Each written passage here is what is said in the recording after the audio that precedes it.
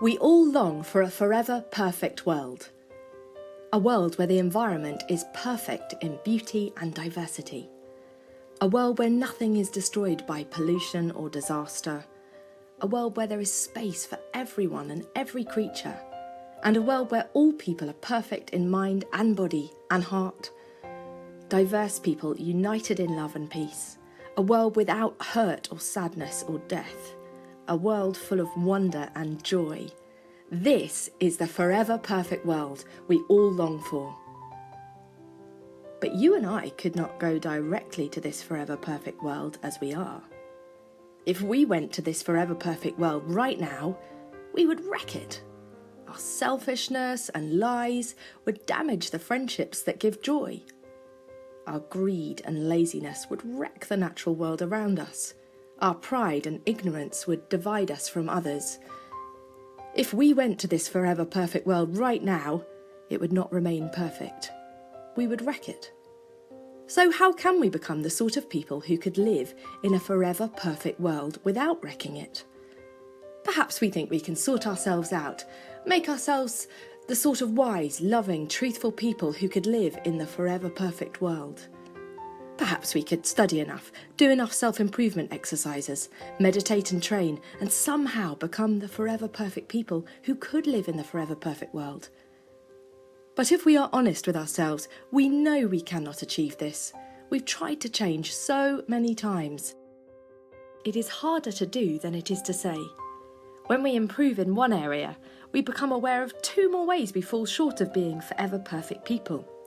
If we look truthfully, we can see we cannot become forever perfect people by our own efforts. This is where Jesus is really good news.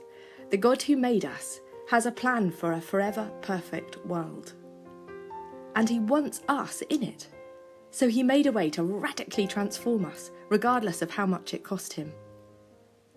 God became a man, the one human being who was always a forever perfect person. Jesus, God become man, was a truly loving man, caring for every person who came to him. He was a truly wise man, understanding people and eternity. He was a humble and gentle man, raising up those who are broken and burdened. He was committed to love and righteousness, even if it cost him everything. But how does this forever perfect life help us?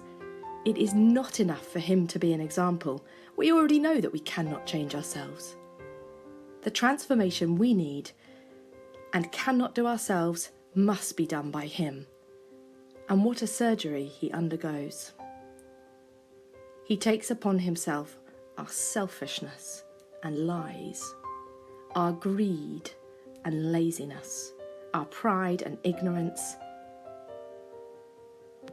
And then God burns out these wreckers of perfection and cauterizes these robbers of life. On the cross, Jesus is the substitute patient, as every speck that would wreck a forever perfect world is removed. And then he rose to life, showing forever perfect humanity can beat death and live in the forever perfect world.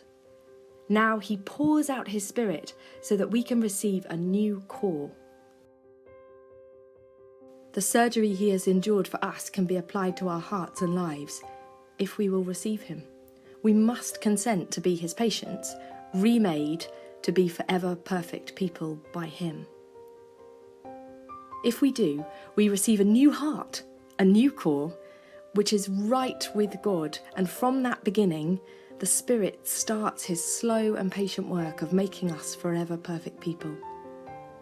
Having consented to this surgery, the divine surgeon will see through the transformation slowly in this life, completed in death. Jesus makes all who will receive his death and life surgery into forever perfect people. He brings them to his forever perfect world. But if we do not consent to Jesus' divine surgery, then we're helpless and hopeless. For God will not allow us into his forever perfect world as wreckers. And as we cannot transform ourselves into forever perfect people by ourselves, we will be shut out of the forever perfect world we long for. Not because God is unwilling to transform us, but because we are not willing to entrust ourselves into his hands. Perhaps we need to look again at what we lose when we reject God, and what we gain when we surrender our lives into Jesus' hands.